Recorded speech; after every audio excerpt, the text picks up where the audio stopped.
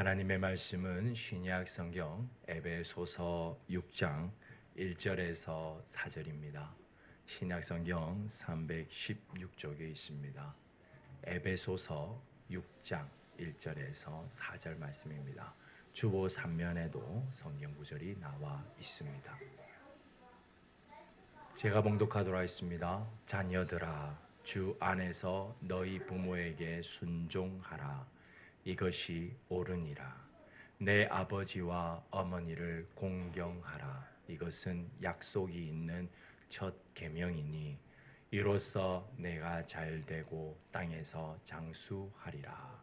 또 아비들아, 너희 자녀를 노엽게 하지 말고 오직 주의 교훈과 훈계로 양육하라. 아멘. 주를 향한 나의 사랑을. 오늘도 주의 말씀이 선포될 때에 땅과 하늘이 진동하는 역사를 기대하며 찬양하며 나아갑니다.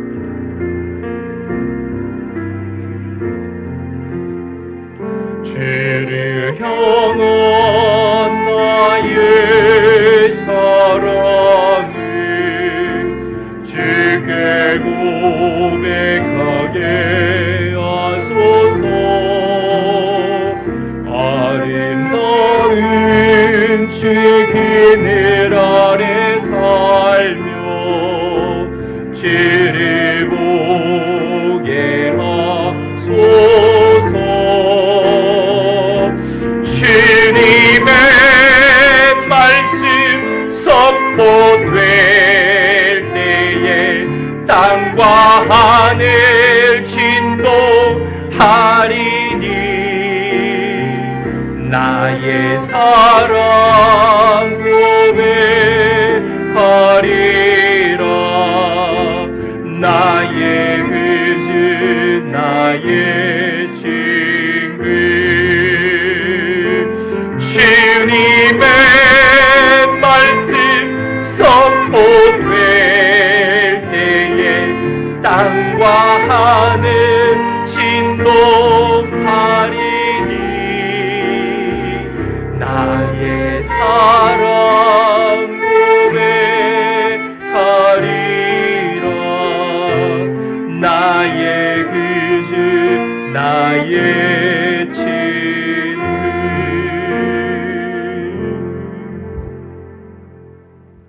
아멘.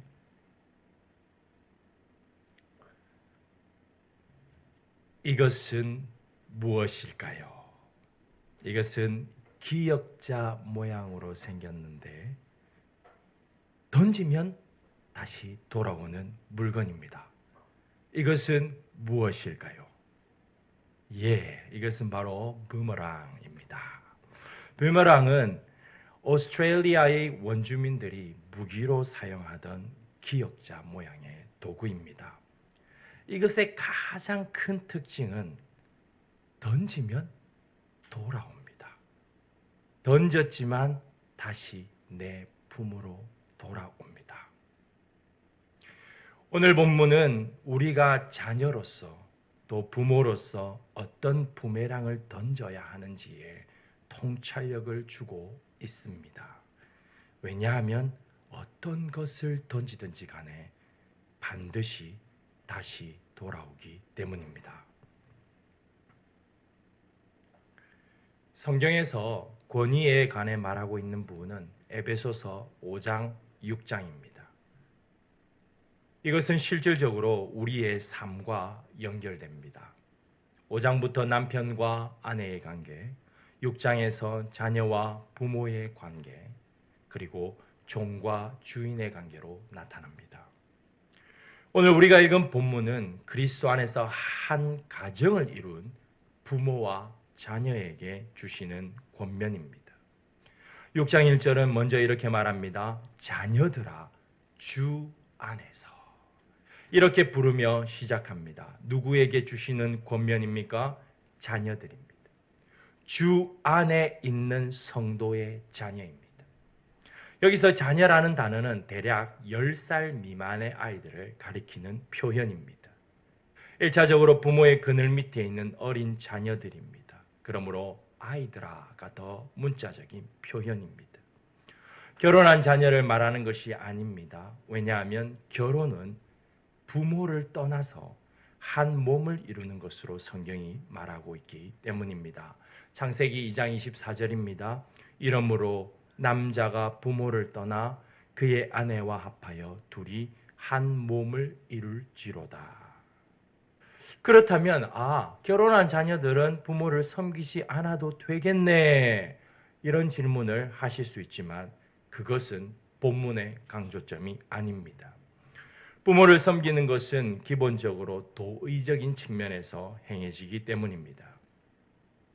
그러므로 주님 안에 있는 자녀들이 무엇을 해야 합니까? 1절입니다. 너희 부모에게 순종하라. 자녀들이 주님 안에서 해야 하는 일은 부모님께 순종하는 일입니다. 순종의 어원적 의미는 듣다입니다.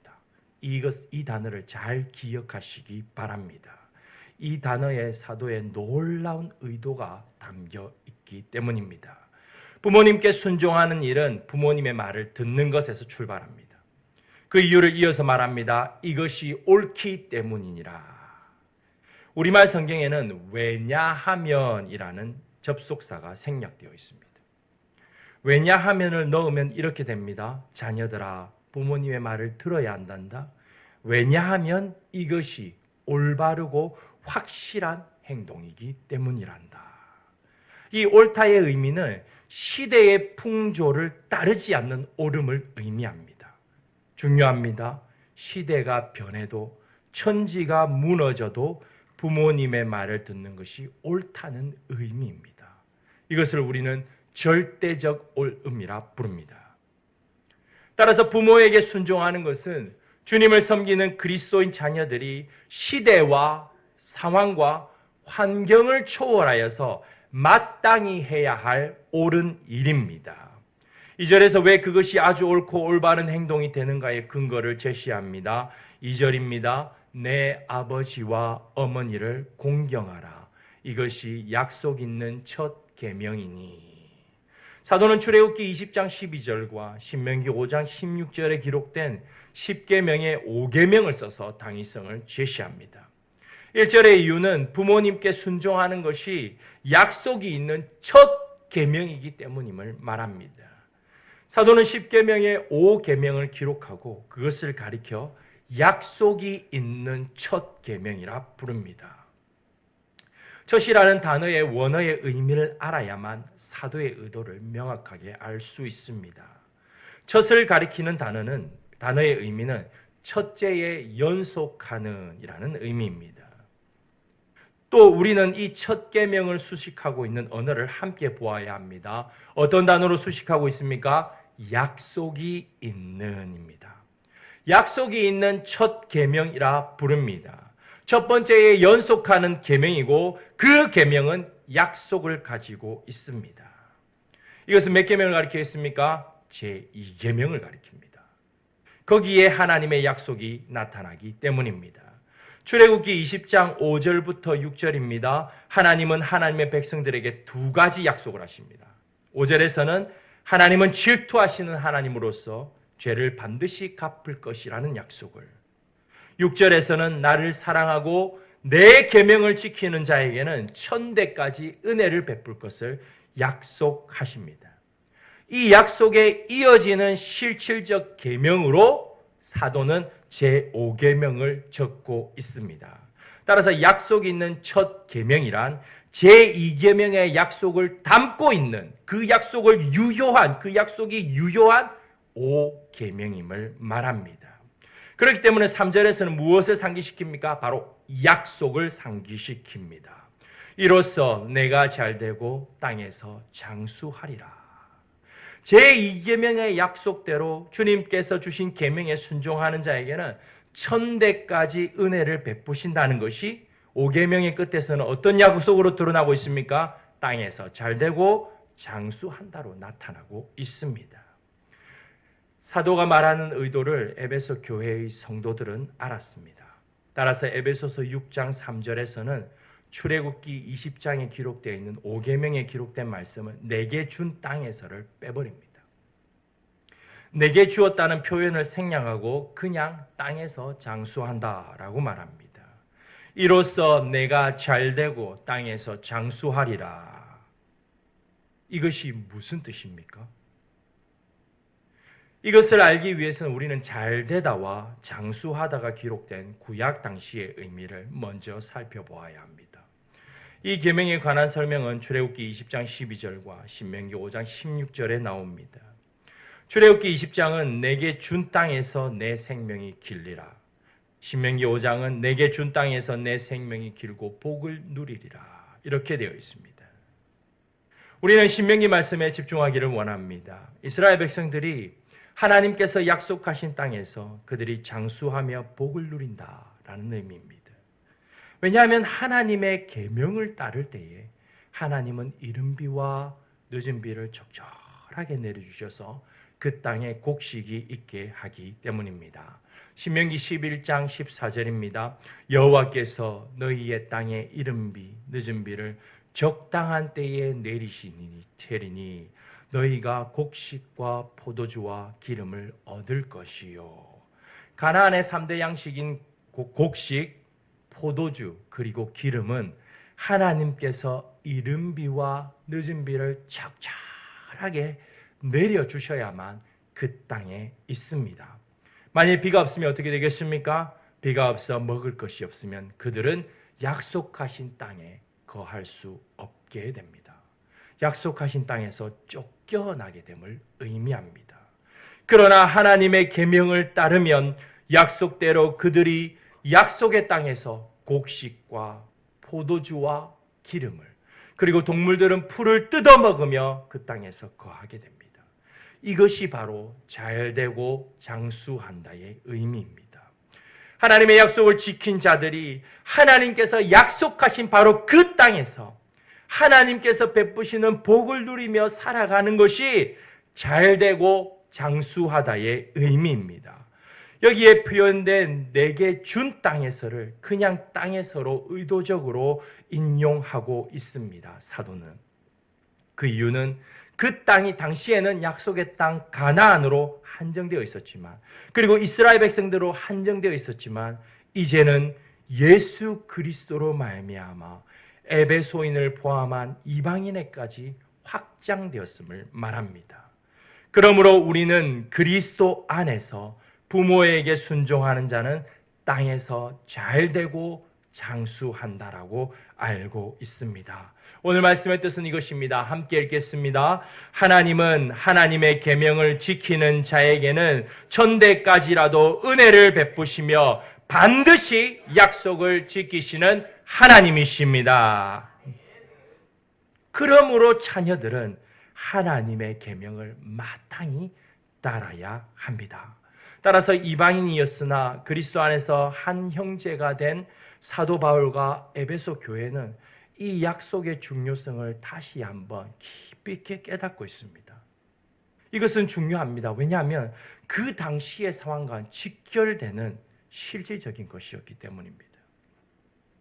당시 에베소 교회의 통계에 따르면 당시의 상황에서 유아들은 태어나서 겨우 23% 정도만 생존했습니다.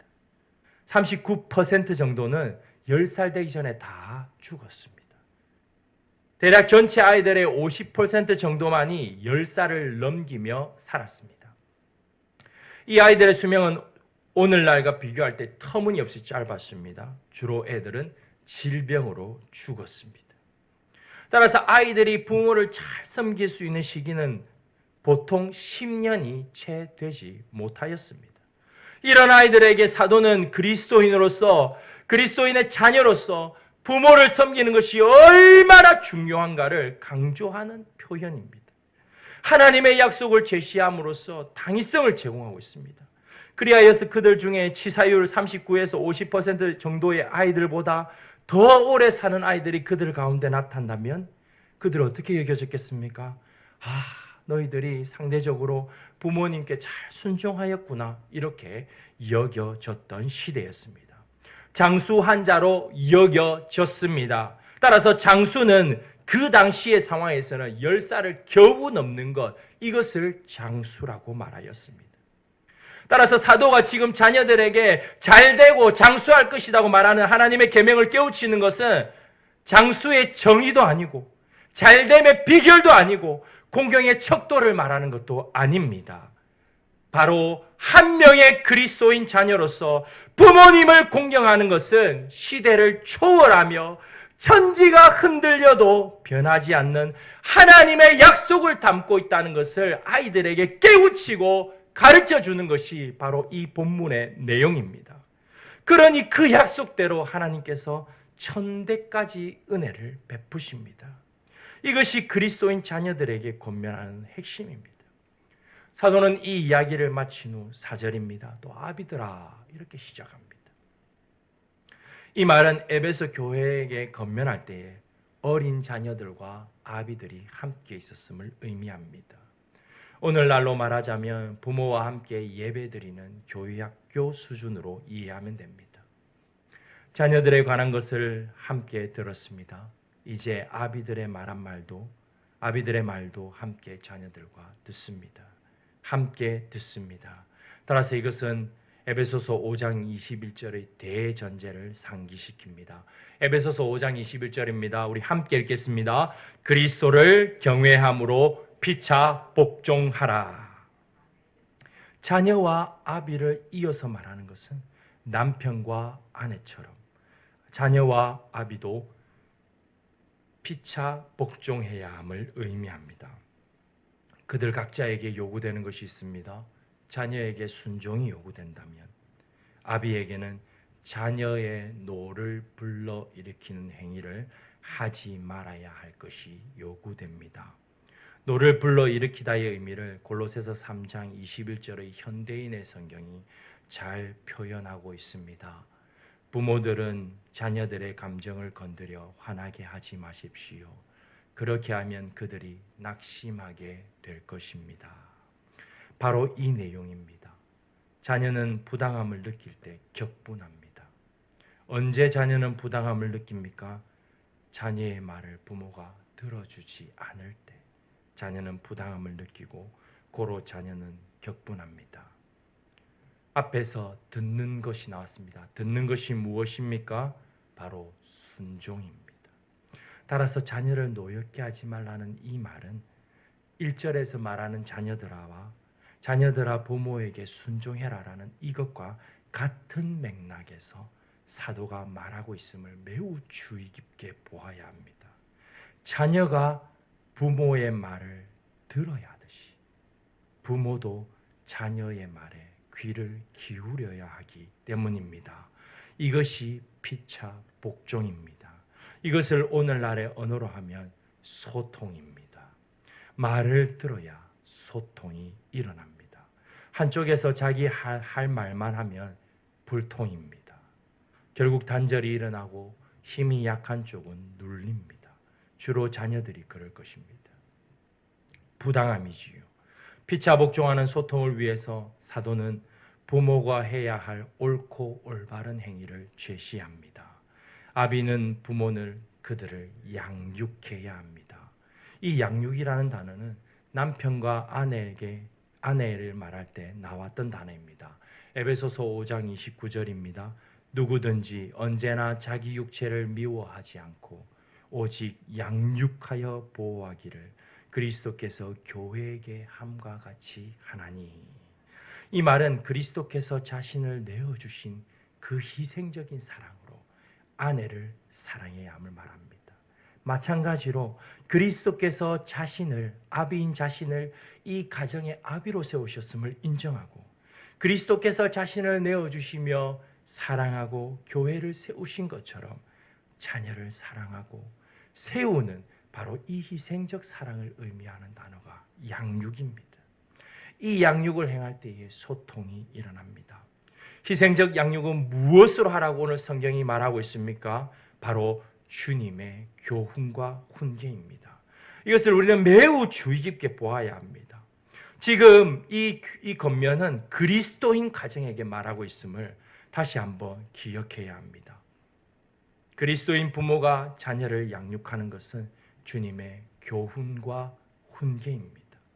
희생적 사랑 위에서 주님의 교훈과 훈계로 자녀들을 양육해야 합니다. 교훈은 육체적이고 정신적인 교육을 의미합니다. 훈육적인 교육입니다. 훈계는 좋은 상담을 말하는 단어입니다. 그러나 이것은 단순한 교육을 뜻하는 단어가 아닙니다. 세상이 말하는 그런 교육을 뜻하는 단어가 아닙니다. 왜냐하면 주님의 교훈이고 주님의 훈계이기 때문입니다. 주님의 교훈과 주님의 훈계 어디에 있습니까? 바로 성경입니다. 바울 사도가 죽음을 앞두고 아들과 같이는 여기는 디모데에게 유언으로 남긴 것이 무엇인지 아십니까? 성경입니다. 바로 성경이었고 여기에 바로 그 말씀이 있습니다. 우리 디모데후서 3장 16절 함께 읽겠습니다. 모든 성경은 하나님의 감동으로 된 것으로 교훈과 책망과 바르게 함과 의로 교육하기에 유익하니. 보십시오. 성경은 주의 교훈과 책망을 말합니다. 물론 원어는 다르게 기록되어 있습니다만 주님의 교훈과 훈계를 말하고 있는 것은 하나님의 감동으로 된 성경임을 디모데후서는 말하고 있습니다. 따라서 그리스도인 부모가 소통하면서 자녀들에게 마땅히 가르쳐야 할 것이 무엇입니까? 하나님의 말씀입니다. 성경입니다. 이것을 아비가 가르칩니다. 당시 자녀를 교육했던 것이 아비에게 달려 있었으며 아비들은 희생적 사랑으로 자녀에게 하나님의 말씀을 가르칠 때에 아비의 권위가 세워지며 아이들이 아버지의 양육 가운데서 잘 자라게 됨을 말합니다. 따라서 교훈과 훈계라는 이 단어는 하나님께서 부여하신 아버지의 권위를 드러내는 단어입니다. 이것을 통해서 궁극적으로 가정을 세우시는 분은 하나님이시요 자녀들의 참 부모는 하나님이심을 말합니다. 에베소서 6장 1절부터 사전 안에는 이런 진리가 숨어져 있습니다. 이 진리를 캐는 것은 어렵지만 그 진리를 캐서 깨달으면 그 기쁨은 말로 설명할 수 없습니다. 마치 광부가 금을 캐는 것이 그렇게 어렵고 때론 목숨을 걸어야 하는 작업과 같습니다. 그렇지만 금을 캐면 그 기쁨은 말로 설명할 수 없습니다. 밭에 감추인 보화를 발견하면 그 보화를 사기 위해 자신의 모든 것을 파는 자와 같습니다. 하지만 이 귀한 진리가 세상의 변화 앞에서 소리 없는 아우성같이 느껴지는 시대가 바로 이 시대입니다. 제가 어렸을 때 아버지가 일을 갔다 오시면 가족이 모두 나와서 일렬로 서서 아버지께 인사했습니다. 잘 다녀오셨습니까? 그런데 지금은 그런 가정 찾아볼 수 있을까요?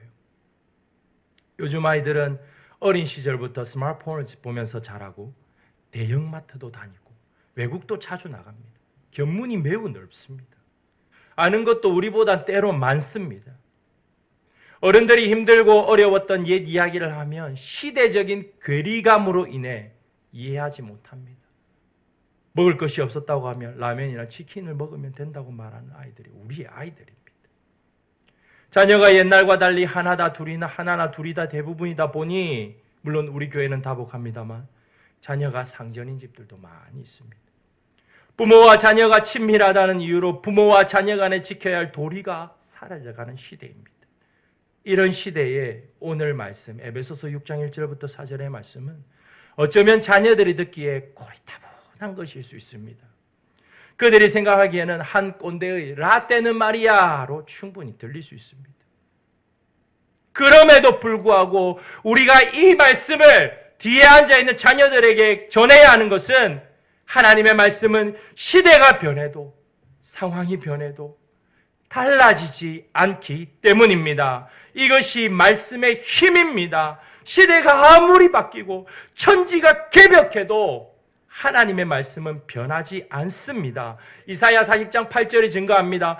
풀은 마르고 꽃은 시드나 우리 하나님의 말씀은 영원히 서리라.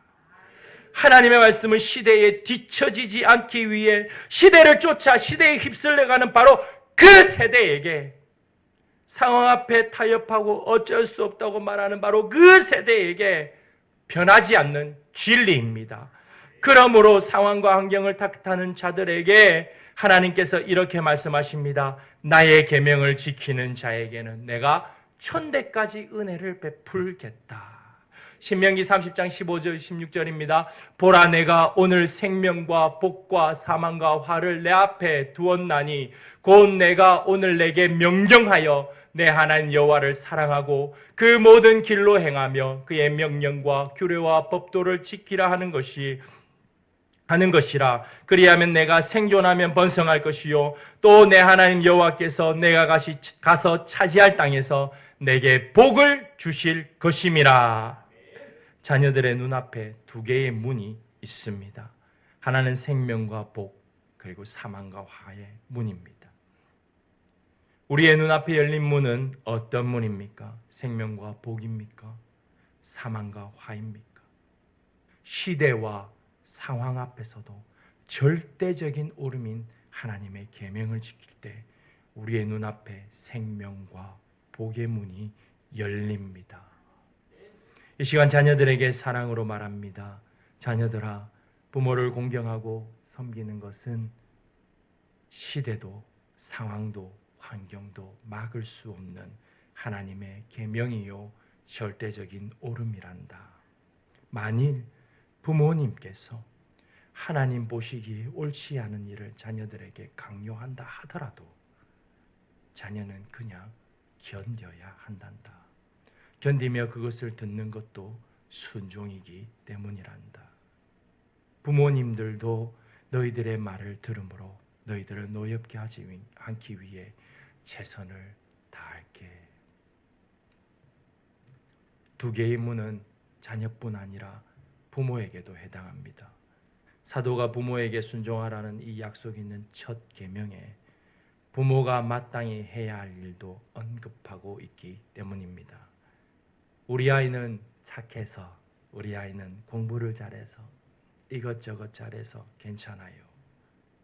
이런 말들은 참 잘 듣습니다.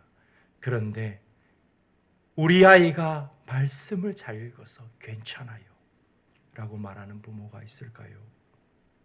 우리 아이가 매일매일 큐티하면서 말씀으로 살아서 괜찮아요 라고 말하는 부모를 찾기가 쉬울까요?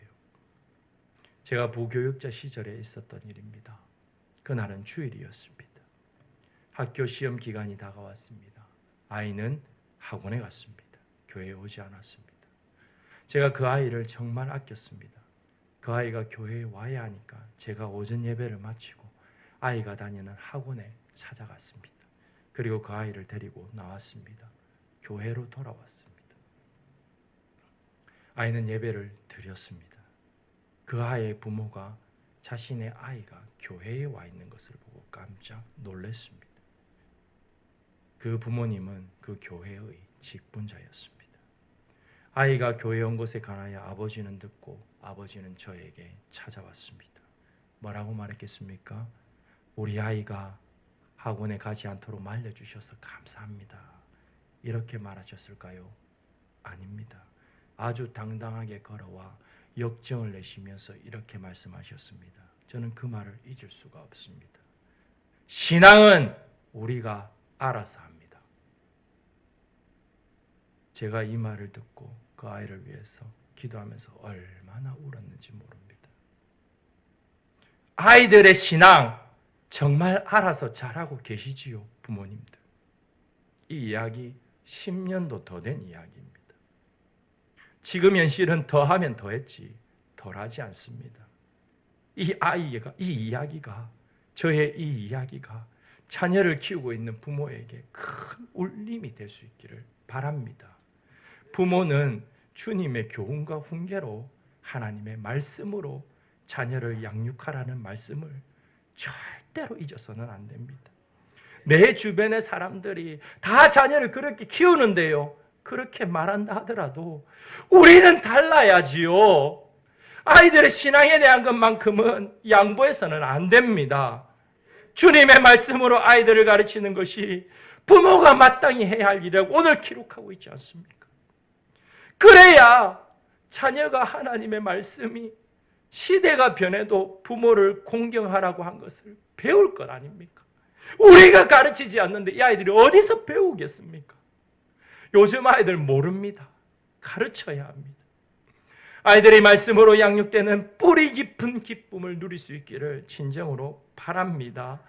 뿌리 깊은 나무는 바람에 넘어지지 않습니다. 제가 기도하다가 한 번씩 두려워서 멈칫하며 기도를 멈출 때가 있습니다. 언제인지 아십니까? 우리의 자녀들이 하나님을 떠날 수도 있겠다는 생각이 갑작스럽게 밀려올 때 저는 너무 두렵습니다. 소스라치게 놀랍니다. 그리고 정신을 차리고 아이들에게 신앙을 전수할 수 있는 세월이 얼마인지를 세어봅니다. 10년도 채 남지 않았다는 것을 보면 결코 느슨하게 할 수 없는 것이 바로 이 신앙 교육입니다. 교회 학교에 투자하는 것이 얼마나 중요한가를 깨닫습니다. 왜 아이들이 토요일에 교회에 와서 뛰어놀게 해야 합니까? 이 아이들이 이렇게 뛰어놀면서 예수 그리스도를 믿도록 하기 위함입니다. 금요일마다 동강초등학교에 전도를 나갑니다. 아이들이 질문을 해요. 아저씨, 언제까지 오실 거예요? 제가 답합니다. 너희들 모두가 예수님을 믿을 때까지 올 거야. 이것이 제 진심입니다. 이 땅의 모든 아이들이 예수님을 믿을 수만 있다면 무슨 짓이든 할 준비가 되어 있습니다. 시간은 흘러가고 있습니다. 말씀으로 양육해도 시간은 흘러갑니다. 양육하지 않아도 시간은 흘러갑니다. 그 결과는 반드시 드러납니다.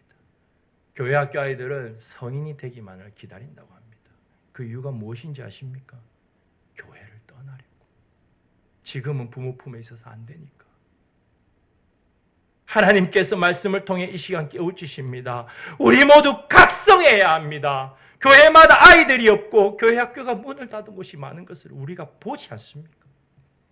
우리의 자녀들이 하나님 안녕히 계세요. 그동안 고마웠어요. 하지 않을 거란 보장이 있습니까? 우리 아이들은 그 라인에서 벗어날 거라고 확신할 수 있습니까? 그리스도인 부모로서 사는 것이 고생인 줄 압니다.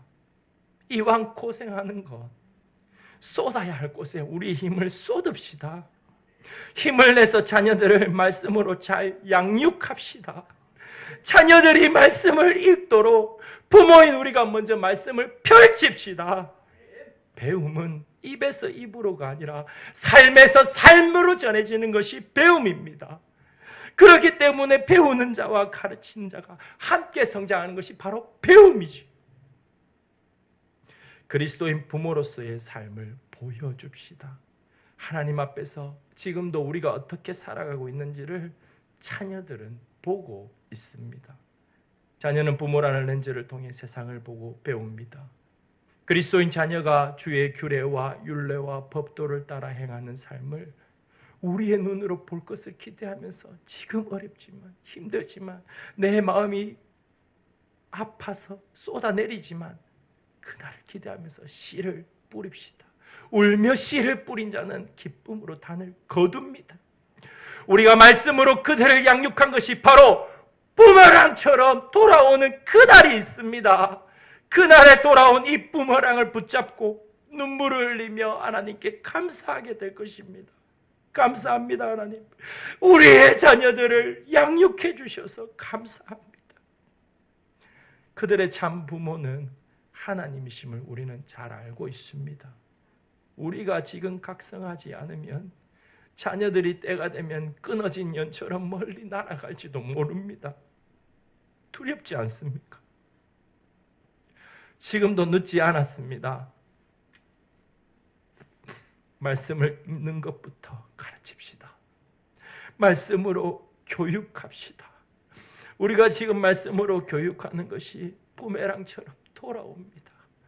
그 부메랑을 받아들고 하나님께 감사할 그날을 기대하며 사랑으로 주의 말씀을 가르쳐야 합니다. 그리하여 주의 교훈과 훈계를 따라 하나님의 계명에 순종하여 천대까지 은혜를 누리는 자녀가 되고 부모가 되기를 바라며 이 말씀을 전해 드립니다. 아멘.